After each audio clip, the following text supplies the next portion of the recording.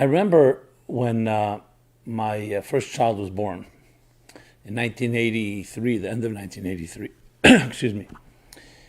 It came right after the first funeral I actually ever went to. It was a relative, a grandmother. And it was just a few weeks before the birth of my son. And it was, I remember, one of those Edgar Allan Poe days. It was a wintry, hail, snowy, sleety day, very cold, winds blowing. And it was the first time I actually saw an open grave. And the body was put into it. It had a very deep impact on me. And then, just a little while later, literally a month later, my child was born. And I had this thought that the door opens up between two realities twice. Once upon birth, where a new soul enters into a body, and out of a womb comes a new child. Miraculous. Who knows? How can we even understand or fathom that? And then at the end of life, when another door opens up and welcomes back the body of a life that was here for whatever amount of years that person spent in this world. And it dawned upon me that we know very little about what's on the other side of the door. The door where life begins, that opens up and a new life enters, and the door where life ends, and that life moves on to another dimension.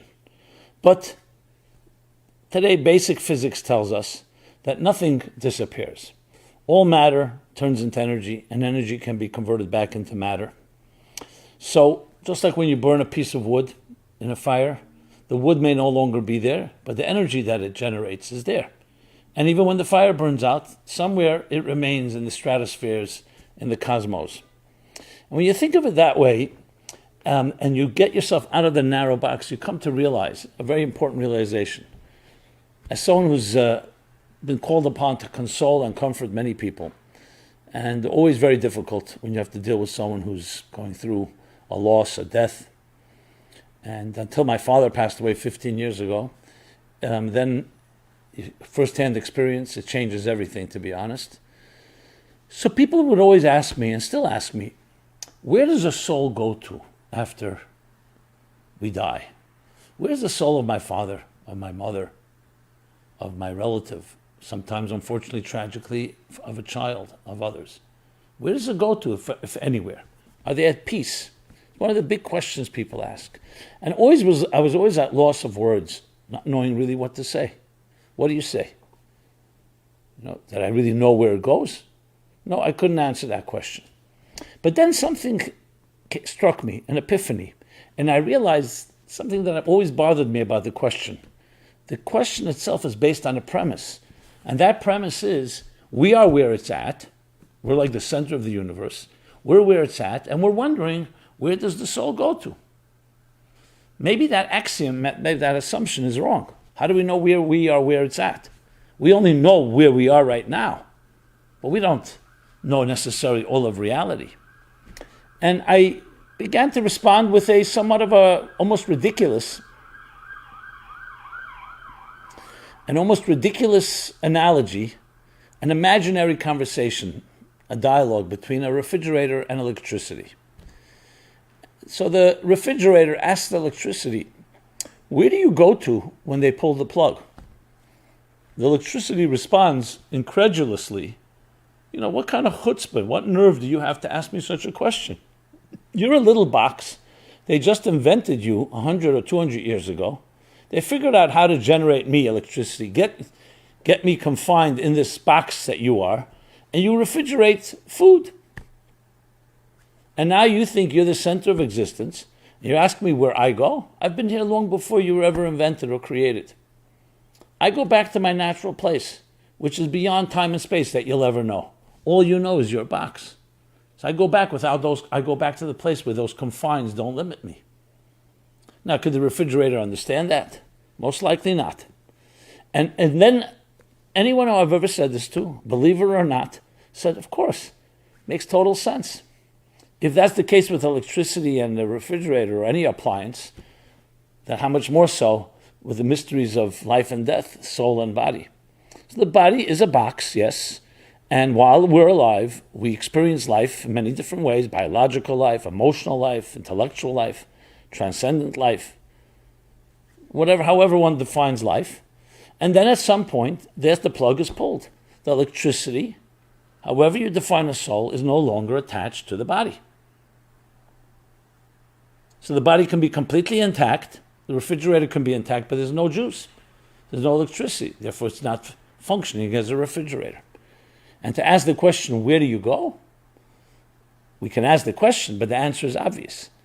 You are in a very small little space, and you barely know about that space. How much do we know about life? With all the magic and all the advancements and breakthroughs and breathtaking breakthroughs of medicine, we still know so little, even about the body, about the brain. A brain the size of, a little more than this, larger than the size of my palm. What do we know about the brain? We know much, but there's so much more to know. So this little frame of a body, 5 or 6 feet tall, 100 or 200 pounds, we won't go higher than that, and still remains in many ways a mystery. That's in the box, let alone what's outside of it. So really, death, with all its tragedy and all its pain and loss, is really an opportunity to wake us up to a higher reality, to realize that electricity, soulfulness, spirituality, life, is much deeper than just life within the body. So really, even saying the idea is there life after death, is there life before birth? If a soul of the electricity indeed is always there, it's just a question of whether we experiencing that life. Makes total sense that the electricity goes on even after the box is no longer there, or deteriorates, or erodes, or is not functioning, meaning the refrigerator or any other appliance. So really what we should really say, it's life after life, or stages in the life journey of a soul. And we know one part, the part that we're aware of in the period of time and the space that we occupy during our lifetimes. Whenever we become aware of that, until the moment we're no longer aware. And yet there is something far greater that preceded us and will continue. That's not to minimize our lives. On the contrary, it means your specific life is a connection and as a part of a long journey. It makes life far more meaningful, actually, far richer, because it didn't begin with you, it doesn't end with you. It means it's a journey. And therefore there's the concept of reincarnation, the idea of a soul returning. It's the simple logic of a soul continuing its journey. And I go back to electricity. Electricity does not disappear just because the appliance isn't functioning or because we're not aware of it. How many thousands of years did electricity exist and we didn't even know it existed until we discovered it? And how many other forces are out in nature that we have not yet discovered? So all this is really meant to tell us about the majestic and awesome journey that life is, that is far beyond the scope of our narrow box of time and space, and that we can connect with it. That's the most powerful point. We can connect with it even here when we lose that arrogance and we gain that humility of recognizing that it's a piece of a bigger whole. Then you connect to that whole. It's like someone reading a chapter in a book, and that's it. They finish the chapter and they think that's the beginning and end of the story. But it's not. The narrative is here before that chapter, and there's chapters that will follow. Recognizing that makes this chapter so much richer, so much more profound, so much more complex, because it's a chapter in a long story, which is also a perspective on looking at life in general. That things that happen to us in life can overwhelm us, can depress us, can really challenge us, and sometimes serious trauma. No one denies that. However, if you think of it as part of a longer story, it doesn't take away necessarily from the immediate pain, but at least gives it some context, some perspective. Kierkegaard said, we can only understand our lives backwards, but we have to live our lives frontwards. When you look back in retrospect, you start seeing pieces coming together. Going forward, we don't always see those pieces, but we can if we step back and don't worship the here and now. Don't worship instant gratification. As much as it's tempting, it traps you into your little box, and that's what you see. So when someone asks you, what does the horizon look like? If you're standing in your little box, there's going to be one answer, a very small answer. If someone opens themselves and goes up 10 feet on a mountain, that's a different answer. And if you go to the top of the mountain, it's a third answer. And they're all correct depending what perspective you're looking at. The one standing on the ground is correct when he says he doesn't see much from that perspective. He just has to add those words, from my perspective. However, if you broaden your horizons and you allow your imagination and you're allowed to dream and you're allowed to aspire and you read and you think and you imagine, what happens? Horizons are broadened. So essentially, when we begin to study about the soul and we begin to relate to it, we realize that, yes, it comes from a far vaster perspective and panorama than we can ever imagine. But by allowing that perspective in of the fuller narrative, your chapter, your specific chapter and verse becomes richer because you see it not just as a piece, not just as the immediate piece it is, but part of that bigger picture. I always think of the analogy of a guy riding on a boat down a river, the river of time. Even though, frankly, time is not a river, it's not linear, time is more cyclical and even a spiral. Time is energy, and it returns to the axis. But nevertheless, it is a journey. So think of it as a circular, a spiral type of river. But it is and you're riding down this river of time. And obviously what you see and experience empirically with your sight, sound, taste, touch, and smell and other tools and instruments, you see the banks of the river, you see the happenings, the events, the creature, whatever is happening around you.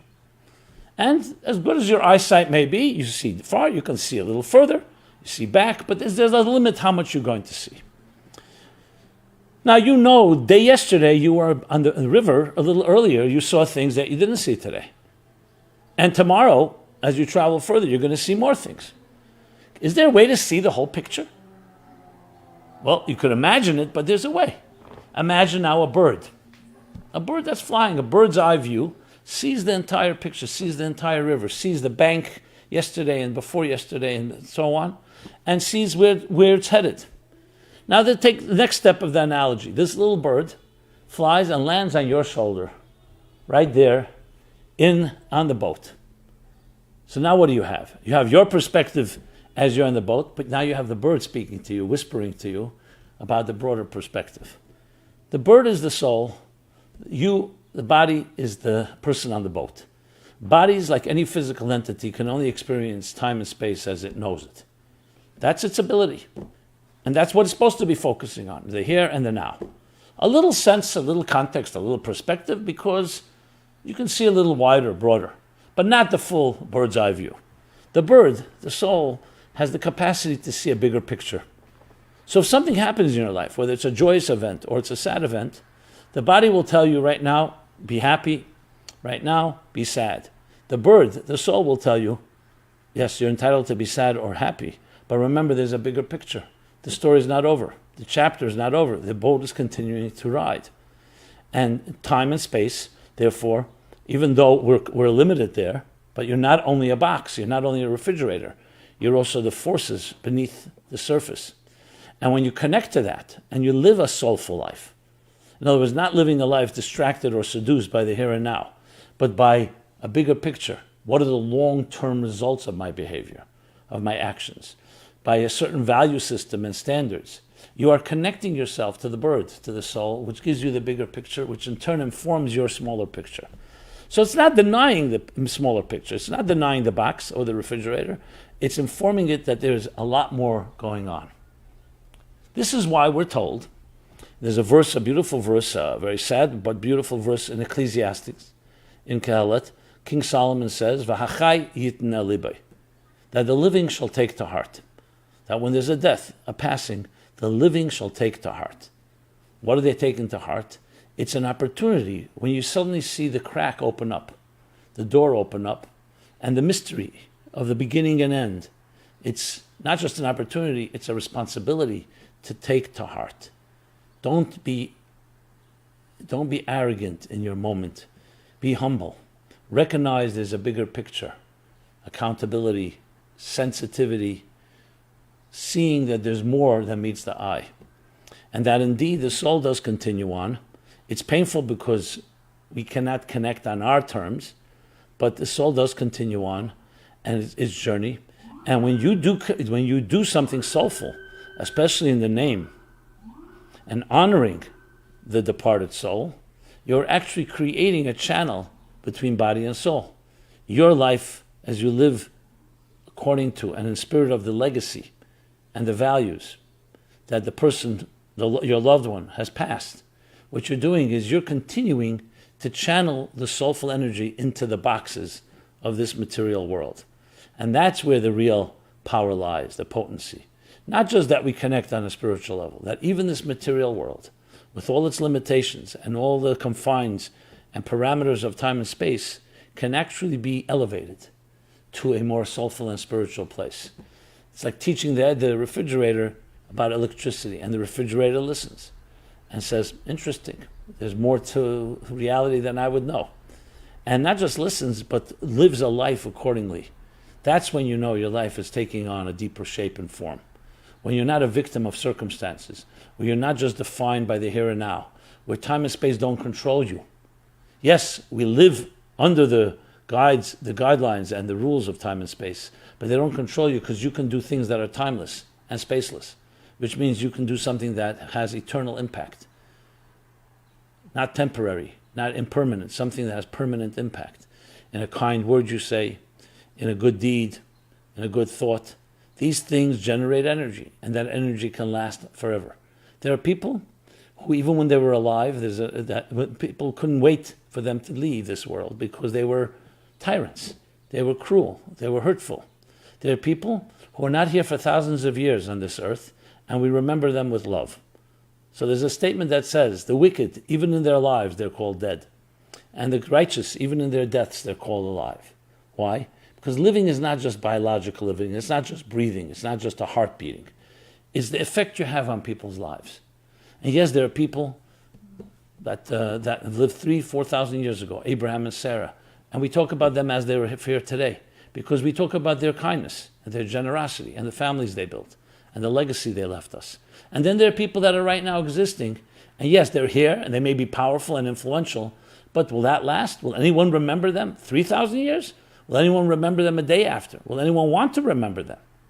So life is a lot more than just what immediate impact you're having. Obviously, everybody occupies time and space. You're sitting in your chair. But that's just for the now. Will you be remembered in that way? Will you live on? Will people look at you as a role model, an example of what it means to be truly alive? And in that sense, that's what we learn from death. We learn the idea of appreciating that which is greater than what we can fathom and perceive with our own limited tools. So yes, on one hand we grieve and we mourn, and we should, because it is the loss of a loved one, but the story doesn't end there. That soul continues its journey. We may not feel it, but when we concentrate and we focus and we align ourselves to soulful lives, you connect in a certain way. And that soul connects with you. Sometimes you can sense it, sometimes you can't. But the point is, the eternity of the values, the eternity of the message, the eternity of the life continues to live on. And it's very powerful to say that you come from a line of people that go back thousands of years in an unbroken chain, committed and dedicated to generosity, to virtue, to goodness, to spreading light, to helping others, not just themselves. That's powerful. And I'm proud to be one of those people, because I can talk about Abraham and Sarah, our ancestors, and their children, and their children's children in an unbroken chain. Are we all perfect? Obviously not. We all make our mistakes, but still, a midget standing on the shoulder of giants can see farther than the giant can. So that's a great gift. And all of us can access these type of eternal connections, eternal values. The key is not to get trapped, not to get seduced, not to be held hostage by the confines of your refrigerator, but to allow yourself to recognize there's more to life than the here and now and the box of time and space as we know it. And when we do that, we become far, far greater people. A mortal human being can become immortal. A finite creature can become infinite, because we're touching it and we channel it through our lives. But it's all about us and how we do things. I want to take this opportunity, since we're about to enter Rosh Hashanah, the New Year, the Hebrew New Year, to wish everybody a very blessed year, a sweet year, a healthy year. Coming from a pandemic, which is still with us, we should only become stronger and recognize that challenges are here to make us bigger and greater people. and look at the bigger picture, not just the moment, but the moment should also be pleasant and beautiful. Very blessed year. Because of the holidays, this live program on Sundays will be pushed off until the holidays are over. You'll hear more information. We'll post it all. But it's been an honor, as always, to speak with you. Let us all connect on a soulful level which does transcend time and space. Please share your thoughts, feedback, comments, share with others, pay it forward. Let's all create a ripple effect of a spiritual immortality that infuses this mortal world with eternity itself. Heaven and earth kissing, embracing, and becoming fused as one. Thank you again. Simon Jacobson here. Meaningful Life. Go to meaningfullife.com for more information, more programs, our full schedule of events. Everyone be blessed. Again, a very blessed year to you all.